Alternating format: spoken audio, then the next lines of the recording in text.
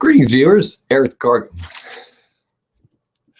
Greetings, viewers. EricTheCarGuy here, back again with another live show where I sometimes butcher your names and answer your automotive questions. First, thanks for watching, and we'll just get this out of the way now. Yes, I am partially dressed like an F1 fanboy. Part of the reason for that is late last month I was down in Austin for the F1 race down there. Graciously invited by my friends at Shell, which were totally awesome. Also got to hang out with a few of my YouTube friends.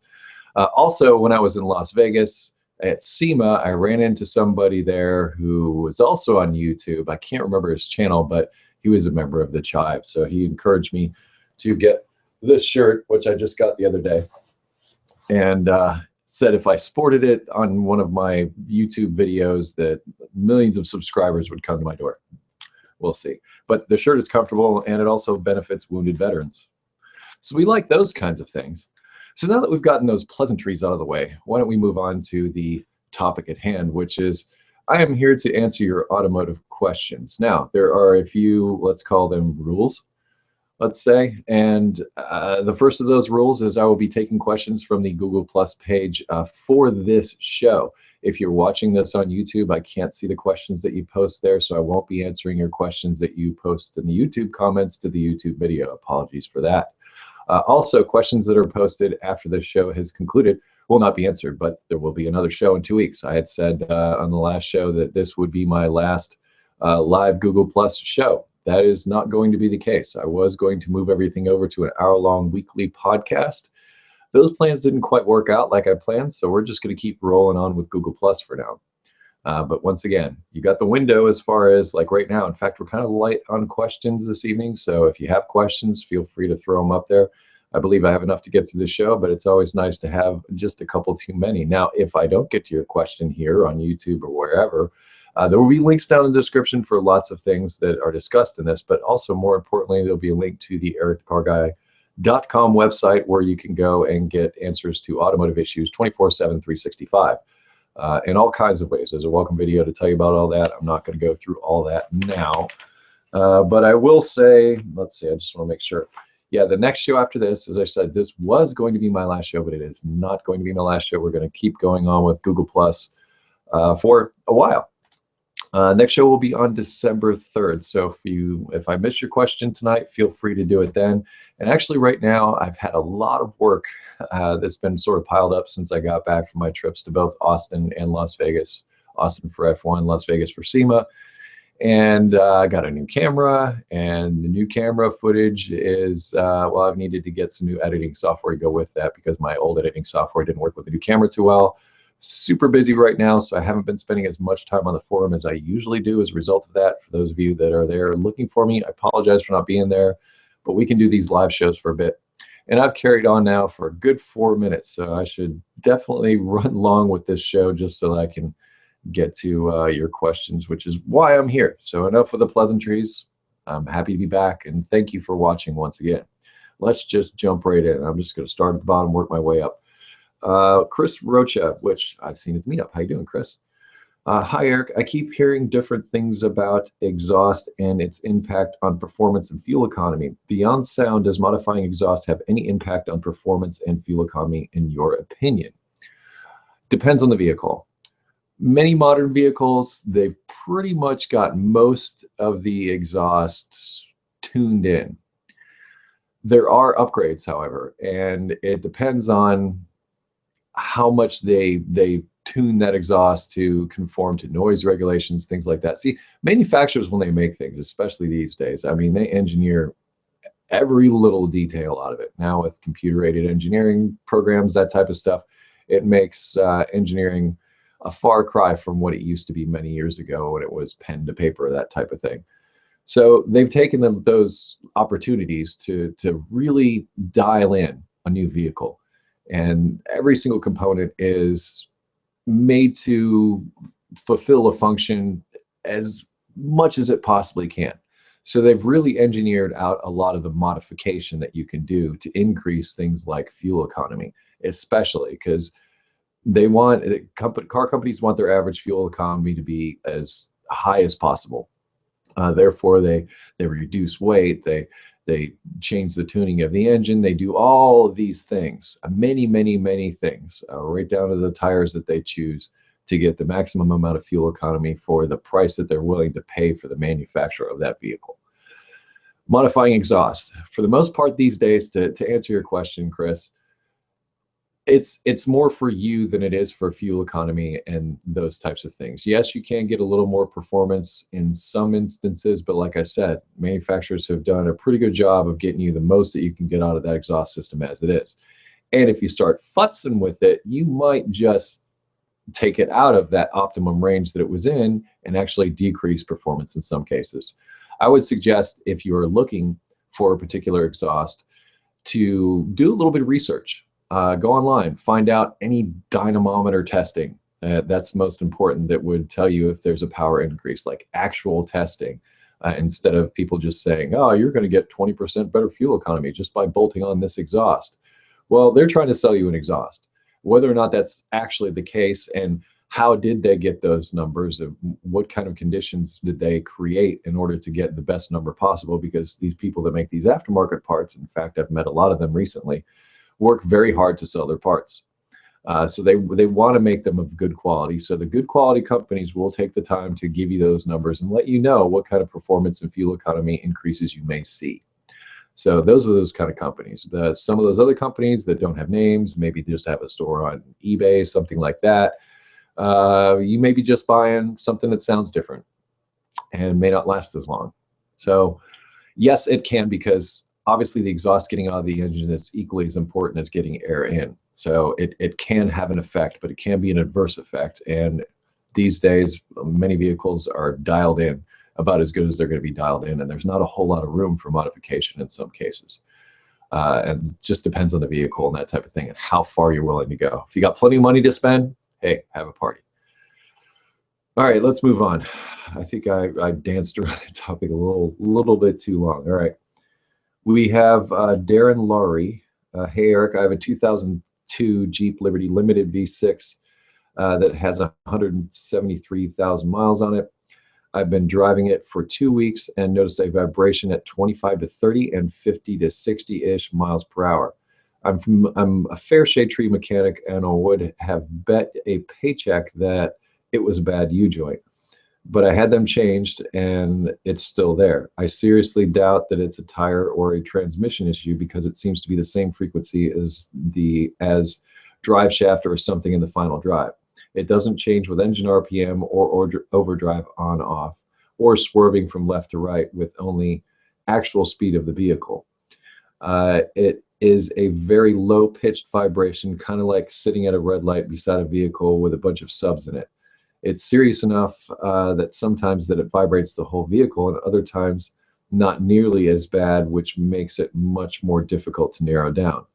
The front 4x4 driveline seems to be fine, as does the front CV axles and wheel bearings. This is a sneaky one. Also, the heater is blowing barely warm air. The blend doors seem to be working just by hearing the actuator run, and both the heater core hoses feel hot. Had an issue with overheating and had the radiator cleaned. I figure the heater core may be almost stopped up and just letting enough through to blow warm. What do you think? All right, let's break this down, Darren, into problem one, your vibration. The speed is important, and vibrations, in fact, I've written an entire article on this, which there'll be a link to in the description. Vibrations are cyclical, meaning that they happen at a certain frequency, and you've discovered that. You've got this 25 to 30 and 50 to 60-ish. Almost every time you have a vibration at 50 to 60 miles per hour, it's a tire balance issue. I know you say that tires and everything are good, but it could be a faulty tire, especially bigger tires, maybe on it, something like that. I know you say that the tires are good, but the first place I would go in this situation is checking the tires. And probably the easiest thing to do is rotate the tires front to back and then drive it and see if that vibration changes, goes away, something of that nature. Now, I had a friend of mine with a Dodge about the same vintage many moons ago that also had a similar issue. And it wasn't so much the U-joints, but the driveline balance itself, I believe, was the issue. This was something on the forum a long time ago, so you can't really hold me to this, but there was a long thread that we went through, and we, you know, he went and did his tires, he went and did everything, and it turned out to be the balance of the actual drive shaft for the rear wheels that was at issue, because that is a rotating assembly, and rotating assemblies need to be balanced. Those vibrations being cyclical, if there is an imbalance in the manufacture of the drive shaft, or for whatever reason it's got its weight is off, that will create what's called resonance.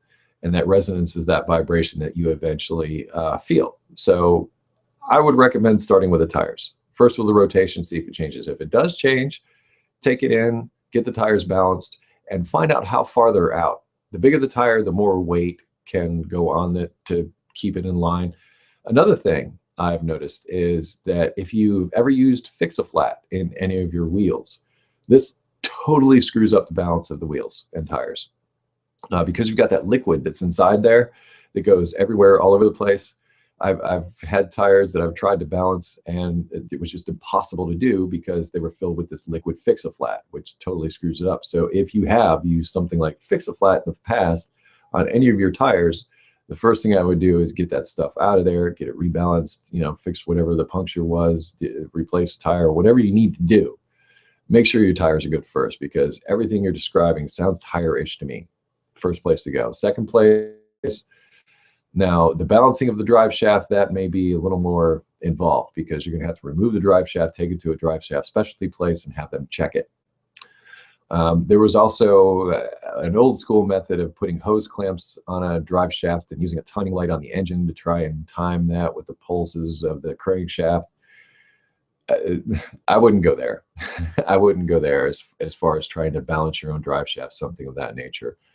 First look at tires and then at that. Now, as for your heat problem, number one thing to always check if you don't have heat in your vehicle is for air in the cooling system. If there's any kind of air in the cooling system, it will affect the heat output, because normally that air hangs out inside the heater core. And what you may notice when you go to accelerate, all of a sudden you've got a little bit of heat there for a second, and then it goes away.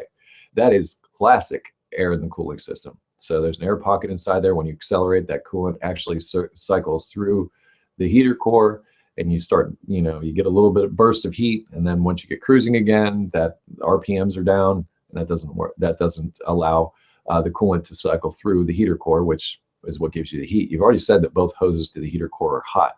That pretty much tells me that your heater core most likely is not clogged. If it was clogged, what you'll notice is one hose being hot and the other one being lukewarm or cold. That would indicate that there's a clog in the heater core. However, you always also want to check the operation of the heater control valve, which is normally a valve that's located somewhere in one of those hoses going to the heater core to shut off coolant flow through the heater core during periods like when you're using your air conditioning, because you don't want necessarily your heater to be on as your AC is working, because the evaporator is actually before the heater core. So look for air in the cooling system for that. There'll be links in the description to the articles that I've written on both of those things about that stuff. Moving on, we have Len Vantil. Hi, Eric. If I turn the key in my Kubota tractor, it's also Japanese. Sometimes starts, sometimes clicks, and clicks and does not turn the engine. Any ideas? And the batteries are in good health. Actually, when you say the batteries are in good health, it's hard to determine exactly what you mean, because I've even gotten brand new batteries off the shelf that were bad. Because maybe they weren't stored properly, maybe they sat for a long period of time, maybe it was just the manufacturer of the battery. Hard to say. And it's imperative in these situations to always load test the battery, or do use an inductance tester that through some sort of black magic counts all the electrons inside of it and tells whether it's good or bad. It doesn't put a load on it, uses a different method to find out if the battery is in fact good. So the first thing you want to do here is absolutely make sure the batteries are good. Don't just say they're good, make sure they're good. And when I say that, I say load test them or use the impedance tester. The next thing to check is your connections.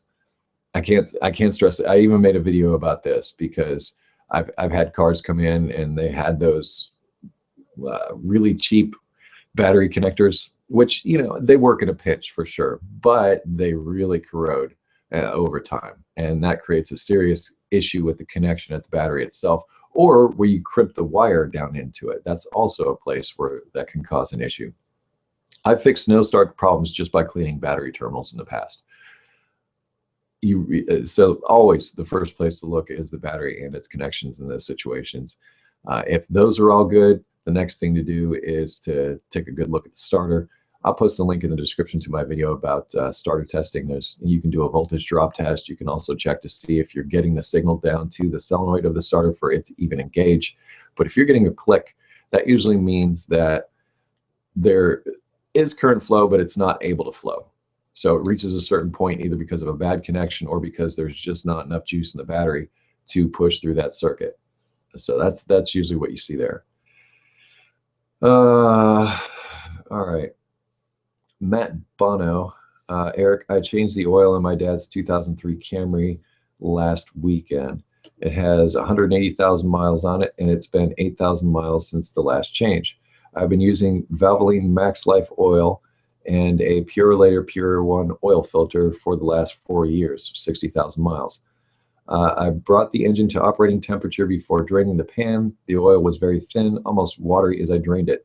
I was expecting a more viscous fluid. I had noticed this happening for the last 2 to 3 oil changes. The used oil color was normal. I checked the radiator cap for any potential cross-contamination between the oil and coolant, but that was normal too. What are your thoughts? Could this be a sign of something serious? Also, when checking the engine oil, should you pull the dipstick with the engine on or off? Thank you. All right, Matt, I would describe that as a normal condition, particularly at that mileage. And you're not doing anything wrong. Honestly, I would say 8,000 miles, and that Valvoline Max Life oil is a synthetic oil. And it's also quite a good filter that you have there. I've drained oil, particularly warm oil, and it comes out like that. It's almost like water many times. And after that amount of mileage, yeah, it's going to break down. Particularly if you've done a lot of city driving, a lot of hard driving, that type of thing, it will tend to break the oil down a little bit quicker. But I wouldn't say that there's anything to be concerned about there, especially since the oil color was correct. Oil will change viscosity, so to speak, as the temperature changes. So the warmer it gets, the easier it will flow. The colder it gets, the less it wants to flow. Also, I did a video with some engineers from Valvoline that we go into detail about viscosity and the types of things to do and use. But as far as your situation is concerned, I'm not seeing anything you're doing wrong. And I don't think that it's anything to really be concerned about. I would just keep an eye on the oil level. Now, this brings me to your second question was, when should you pull the dipstick to check the engine oil? The engine should be off and not running when you check the engine oil. The reason is because as the engine runs, a lot of that oil is actually up inside the engine. Also, in some instances, the dipstick may come in contact with the moving parts of the engine if it's running, and that could be a bad thing. Not often, but some vehicles are weird like that. And some vehicles don't even have a dipstick, so consider yourself lucky. That being said, make sure you're on a level surface also. That's also important because if you're parked on a hill and you check the oil and all the oil's in the back of the pan as you're parked on a hill at an angle like that, that's not going to give you an accurate reading. So make sure you're on a level surface. My favorite time to check the oil is first thing in the morning before the engine is started up. That will give you the best reading in my opinion. So if you want to check your oil before you fire it up first thing in the morning, open up the hood, check the oil level if it's on a flat level surface, and that should give you your most accurate reading. Moving on. Looks like Charles was answering your question as well. Let's see. Eddie Boy Z. Hi, Eric. I have an 03 Toyota RAV. I'm going to say RAV4 that has a rough idle. It start and dies. RPM goes up and down, then dies. If you try to start it, it will only start for a few seconds to check the engine light on, then die again. The problem started when we spray throttle cleaner on the throttle body and the small inlet going into the air control valve. After spraying, the car starts again for a few minutes, then goes back to the old problem, idle up and down. We rev the engine up to 4,000 RPM. After that, it dies again. Now the car won't even start, just cranking up. Any idea what the problem? Think again. Okay, you obviously have an issue with the idle, possibly the idle control valve. is what I'm thinking. Soaking down idle parts like that is not always the best option. As far as exactly what happened, it's difficult to say. However, you've been given a clue. You said the check engine light was on. What I would recommend you do is plug in and see what code you have there. If you have a code that says it's lean, then look for a vacuum leak for sure. But if you have a code that says it's lean and possibly one for the idle air control valve, which at this point may be malfunctioning by the sound of it. That's from what I'm reading there. There is too much air. There's some kind of idle mixture issue here. So the fact that it's not starting, it's like in some instances, if you were holding there's just too much air and not enough fuel a lot of times in that situation. So exactly what to do. First, I would recommend pulling those check engine light codes and seeing what you have. As far as next, I'm not going to tell you to replace the idle air control valve because I honestly don't know if that's the case, but I'll recommend that you go to the link that I'm going to post in the description about idle problems. And many of them are caused by vacuum leaks. Now, those vacuum leaks can be caused by a malfunctioning idle air control valve. It's basically there to adjust the amount of air going into the engine. Like, say, if you turn the air conditioning on, you need to idle up a little bit because that creates an extra load. Sometimes electrical loads like lights or rear defogger or something of that nature that taxes the electrical system, that raises the idle. Steering when you're parallel parking, so the engine's at a relatively low RPM and you're putting a good load on it with the power steering system. The idle air control valve controls all that. So if it's malfunctioning and stuck open or in some odd position, not working properly for whatever reason, it could also be wiring and connectors. So I'm not going to say shotgun it and throw an idle air control valve at it, but based on your description of what you've done and the fact that little hole that goes right to that idle air control valve, the one that's in front of the throttle body. So if you fill that up with solvent and some got into a place where it's not supposed to go, it could have caused an issue there. Could have caused an issue there, but I can't say for sure. But at least you've got something to go on for now, at least some direction. We've got Carlos Nunez. Hey, Eric, electrical problem. I have a 2000 Acura TL 3.2. I'm having problems with my shift release lock. I have no problem physically shifting into any gear or coming out of park, but as I'm driving, I can hear the lock engaging and disengaging erratically, super fast. This will happen maybe 2 to 3 seconds every time. It's intermittent and nothing I do triggers it. It's extremely random, but does happen every time I drive. When I start to diagnose, where do I start to diagnose the problem? Thanks. I'm very familiar with that vehicle.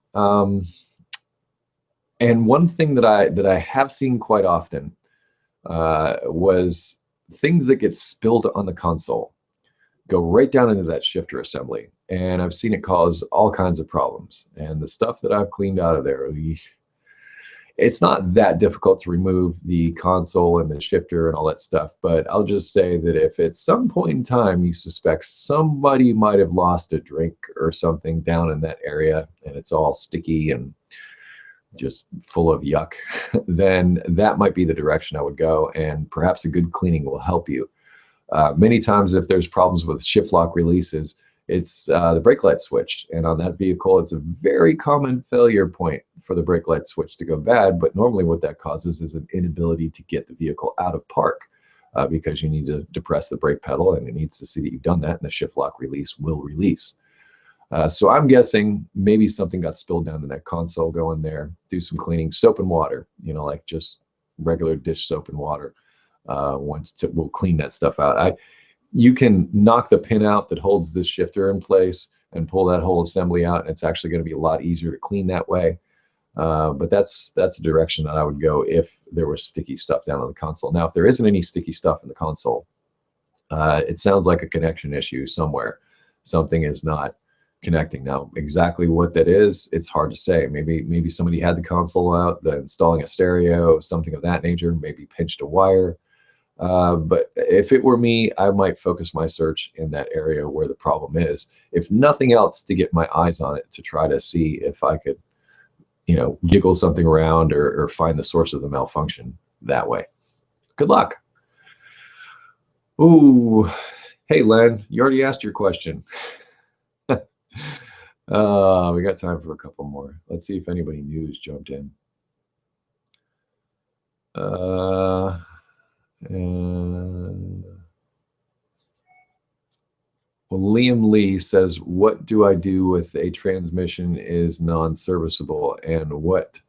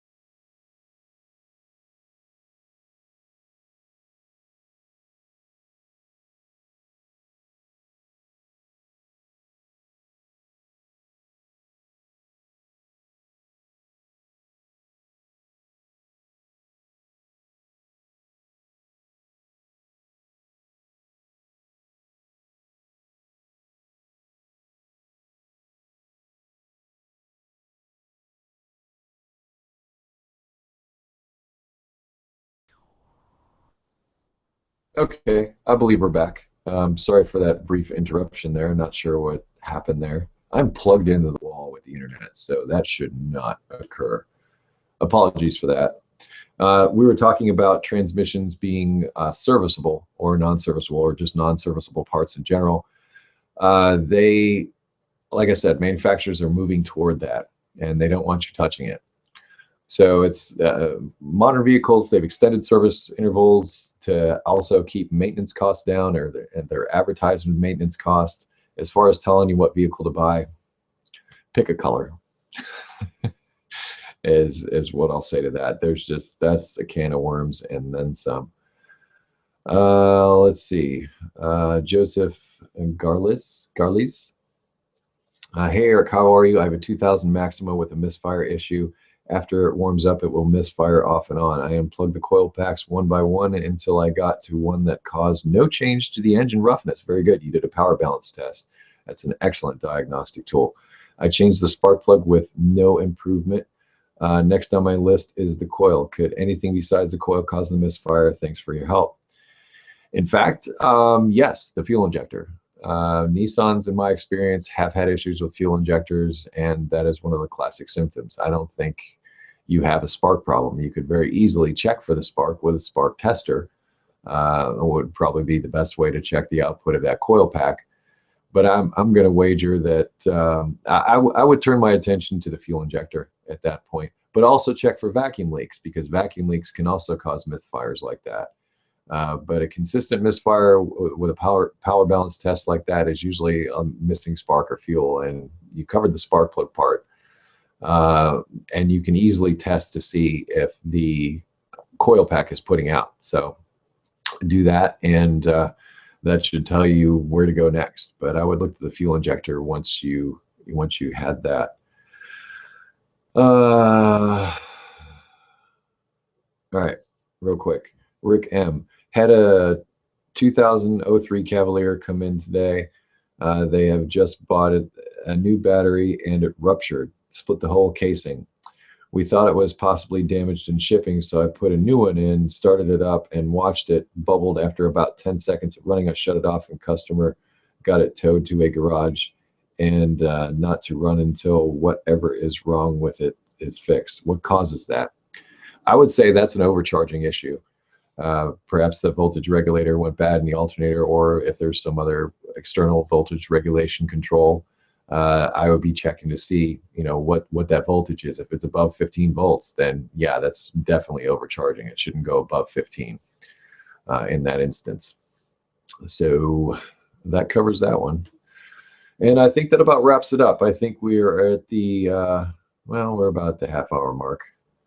But that being said, it'll give me time to close things out for you. Once again, if you're posting the questions after the Hangout is over, I won't be answering those questions there. Also, if you're watching this on YouTube, I can't see those questions and I won't be answering those questions either. But if you do have automotive questions, I would ask that you head over to EricTheCarGuy.com. There's a welcome video there to tell you about all of our amazing features to help you with automotive issues, should you have them. Also, check the description of this video. Many of the things that I talked about and discussed, I will put links down there. Give me a few minutes to get that together, but they're including a discussion about this video. So you'll have lots of information to come through if you have issues. The next show will be on December 3rd. And if you wish to connect with me socially, I can be found on Google+, Facebook, and Twitter. And I close each of my videos, including these live events, with be safe, have fun, and stay dirty. And once again, I thank you for watching. Really appreciate it. I'll catch you next time in December.